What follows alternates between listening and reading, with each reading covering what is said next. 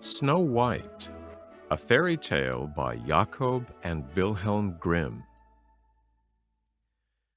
Once upon a time, in the middle of winter, when the flakes of snow were falling like feathers from the sky, a queen sat at a window sewing, and the frame of the window was made of black ebony. And whilst she was sewing and looking out of the window at the snow, she pricked her finger with the needle, and 3 drops of blood fell upon the snow. And the red looked pretty upon the white snow, and she thought to herself, "Would that I had a child as white as snow, and as red as blood, and as black as the wood of the window frame." Soon after that she had a little daughter, who was as white as snow and as red as blood, and her hair was as black as ebony, and she was therefore called Little Snow White. And when the child was born, the queen died. After a year had passed, the king took to himself another wife. She was a beautiful woman, but proud and haughty, and she could not bear that anyone else should surpass her in beauty. She had a wonderful looking-glass, and when she stood in front of it and looked at herself in it, she said, looking glass on the wall, who in this land is the fairest of all?" The looking-glass answered, "Thou, O Queen, art the fairest of all." Then she was satisfied, for she knew that the looking-glass spoke the truth. But Snow White was growing up and grew more and more beautiful, and when she was 7 years old, she was as beautiful as the day, and more beautiful than the queen herself. And once, when the queen asked her looking-glass, looking glass on the wall, who in this land is the fairest of all?" It answered, "Thou art fairer than all who are here, Lady Queen, but more beautiful still is Snow White, as I ween." Then the queen was shocked, and turned yellow and green with envy. From that hour, whenever she looked at Snow White, her heart heaved in her breast. She hated the girl so much. And envy and pride grew higher and higher in her heart like a weed, so that she had no peace day or night. She called a huntsman and said, "Take the child away into the forest. I will no longer have her in my sight. Kill her, and bring me back her lung and liver as a token." The huntsman obeyed, and took her away. But when he had drawn his knife and was about to pierce Snow White's innocent heart, she began to weep and said, "Ah, dear huntsman, leave me my life. I will run away into the wild forest and never come home again." And as she was so beautiful, the huntsman had pity on her and said, "Run away then, you poor child. The wild beasts will soon have devoured you," thought he.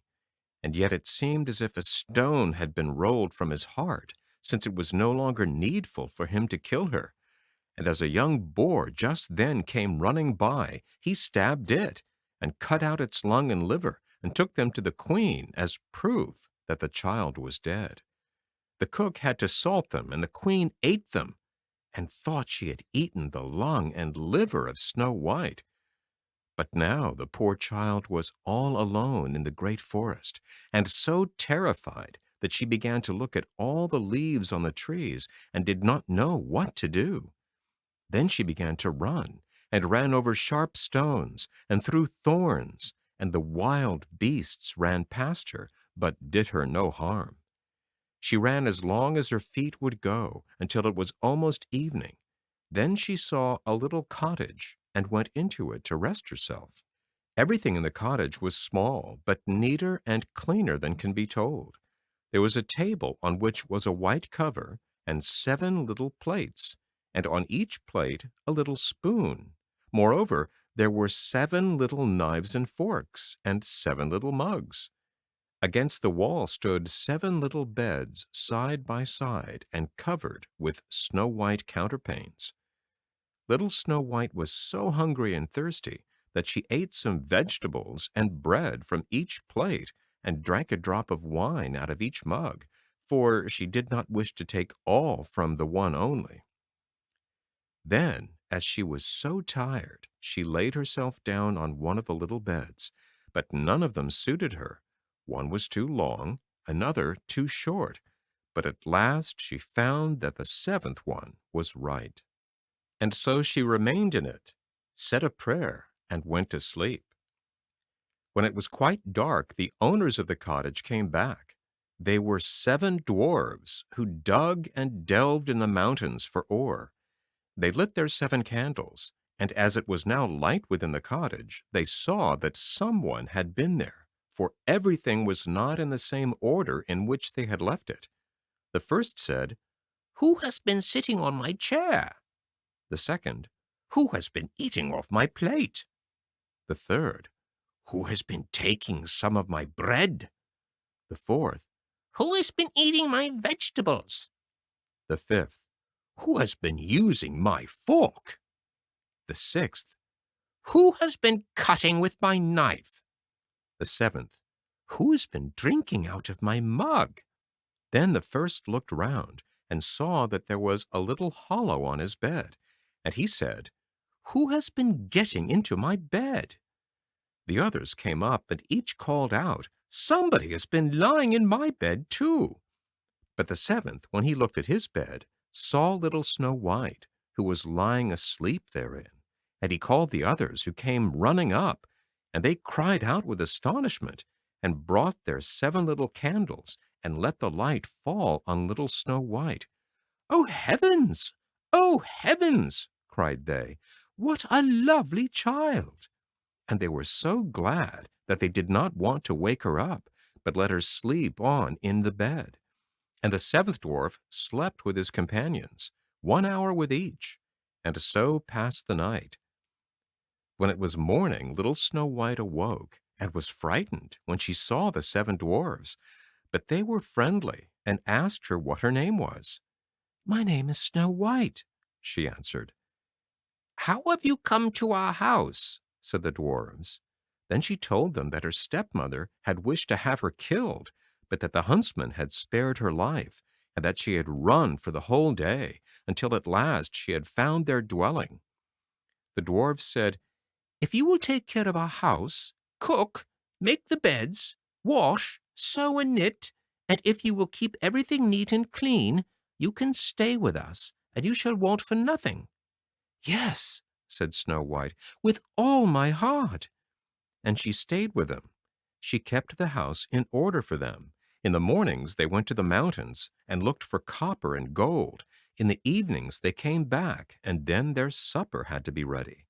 The girl was alone the whole day, so the good dwarfs warned her and said, "Beware of your stepmother. She will soon know that you are here. Be sure to let no one come in."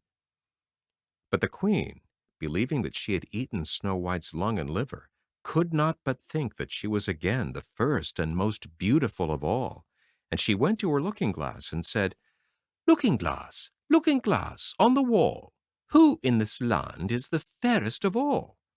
And the glass answered, "O queen, thou art fairest of all I see, but over the hills where the 7 dwarfs dwell, Snow White is still alive and well, and none is so fair as she." Then she was astounded, for she knew that the looking-glass never spoke falsely, and she knew that the huntsman had betrayed her, and that little Snow White was still alive. And so she thought and thought again how she might kill her, for so long as she was not the fairest in the whole land, envy let her have no rest. And when she had at last thought of something to do, she painted her face, and dressed herself like an old peddler woman, and no one could have known her. In this disguise she went over the 7 mountains to the 7 dwarfs, and knocked at the door, and cried, "Pretty things to sell, very cheap, very cheap." Little Snow White looked out of the window and called out, "Good day, my old woman. What have you to sell?" "Good things, pretty things," she answered. "Stay laces of all colors." And she pulled out one which was woven of bright-colored silk. "I may let the worthy old woman in," thought Snow White, and she unbolted the door and bought the pretty laces. "Child," said the old woman, "what a fright you look! Come, I will lace you properly for once." Snow White had no suspicion, but stood before her and let herself be laced with the new laces. But the old woman laced so quickly and laced so tightly that Snow White lost her breath and fell down as if dead. "Now I am the most beautiful," said the queen to herself, and ran away. Not long afterwards, in the evening, the 7 dwarfs came home, but how shocked they were when they saw their dear little Snow White lying on the ground, and that she neither stirred nor moved, and seemed to be dead. They lifted her up, and as they saw that she was laced too tightly, they cut the laces. Then she began to breathe a little, and after a while came to life again. When the dwarfs heard what had happened, they said, "The old peddler woman was no one else than the wicked queen. Take care, and let no one come in when we are not with you." But the wicked woman, when she had reached home, went in front of the glass and asked, Looking glass on the wall, who in this land is the fairest of all?" and it answered as before, O Queen, thou art fairest of all I see, but over the hills where the 7 dwarfs dwell, Snow White is still alive and well, and none is so fair as she. When she heard that, all her blood rushed to her heart with fear, for she saw plainly that little Snow White was again alive. "But now," she said, "I will think of something that shall really put an end to you." And by the help of witchcraft, which she understood, she made a poisonous comb. Then she disguised herself and took the shape of another old woman. So she went over the 7 mountains to the 7 dwarfs, knocked at the door, and cried, "Good things to sell, cheap, cheap." Little Snow White looked out and said, "Go away, I cannot let anyone come in." "I suppose you can look," said the old woman, and pulled the poisonous comb out and held it up. It pleased the girl so well that she let herself be beguiled and opened the door. When they had made a bargain, the old woman said, "Now I will comb you properly for once." Poor little Snow White had no suspicion, and let the old woman do as she pleased. But hardly had she put the comb in her hair than the poison in it took effect, and the girl fell down senseless. "You paragon of beauty," said the wicked woman, "you are done for now." And she went away. But fortunately, it was almost evening when the 7 dwarfs came home. When they saw Snow White lying as if dead upon the ground, they at once suspected the stepmother, and they looked and found the poisoned comb. Scarcely had they taken it out when Snow White came to herself and told them what had happened. Then they warned her once more to be upon her guard and to open the door to no one. The queen, at home, went in front of the glass and said, looking glass on the wall, who in this land is the fairest of all?" Then it answered as before, O Queen, thou art fairest of all I see, but over the hills where the 7 dwarfs dwell, Snow White is still alive and well, and none is so fair as she. When she heard the glass speak thus, she trembled and shook with rage. "Snow White shall die," she cried, "even if it costs me my life." Thereupon she went into a quite secret, lonely room where no one ever came, and there she made a very poisonous apple. Outside it looked pretty, white with a red cheek, so that everyone who saw it longed for it, but whoever ate a piece of it must surely die. When the apple was ready, she painted her face and dressed herself up as a farmer's wife, and so she went over the 7 mountains to the 7 dwarfs.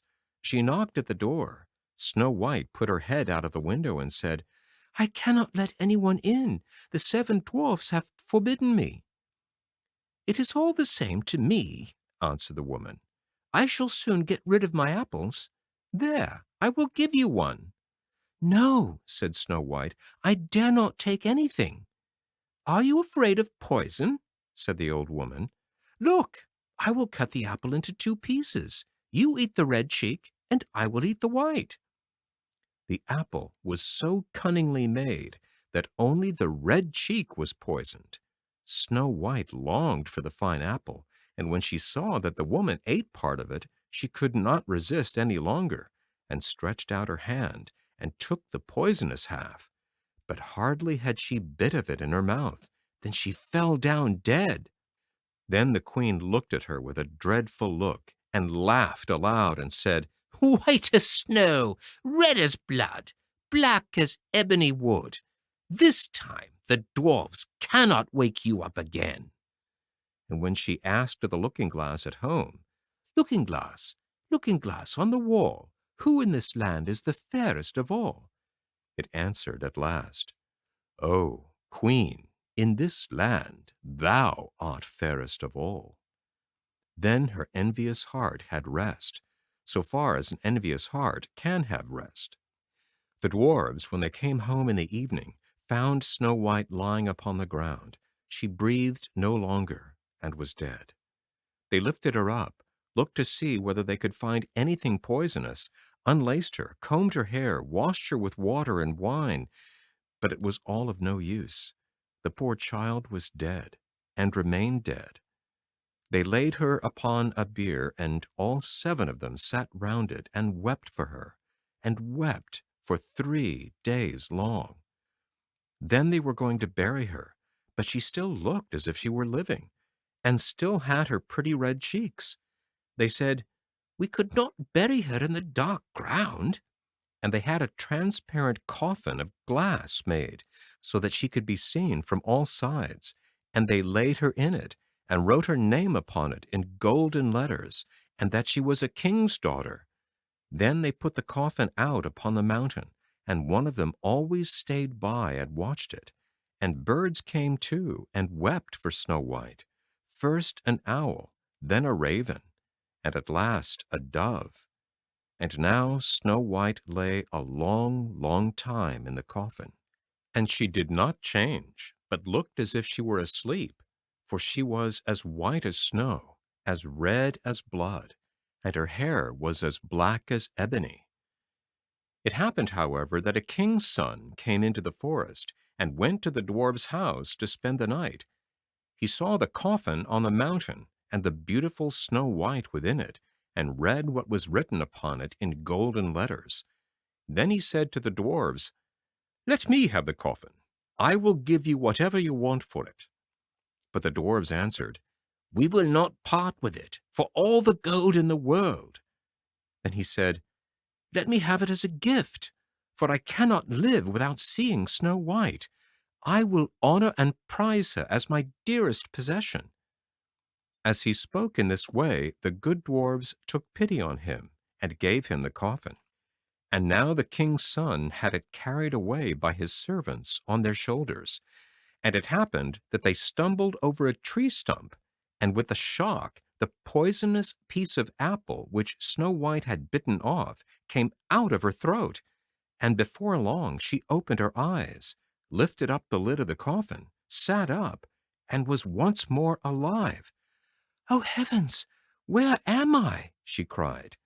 The king's son, full of joy, said, "You are with me," and told her what had happened, and said, "I love you more than everything in the world. Come with me to my father's palace. You shall be my wife." And Snow White was willing, and went with him, and their wedding was held with great show and splendor. But Snow White's wicked stepmother was also bidden to the feast. When she had arrayed herself in beautiful clothes, she went before the looking-glass and said, looking glass on the wall, who in this land is the fairest of all?" The glass answered, "O Queen, of all here the fairest art thou, but the young queen is fairer by far, as I trow." Then the wicked woman uttered a curse, and was so wretched, so utterly wretched, that she knew not what to do. At first she would not go to the wedding at all, but she had no peace. and had to go see the young queen. And when she went in, she recognized Snow White, and she stood still with rage and fear, and could not stir. But iron slippers had already been put upon the fire, and they were brought in with tongs and set before her. Then she was forced to put on the red-hot shoes and dance until she dropped down dead. The end.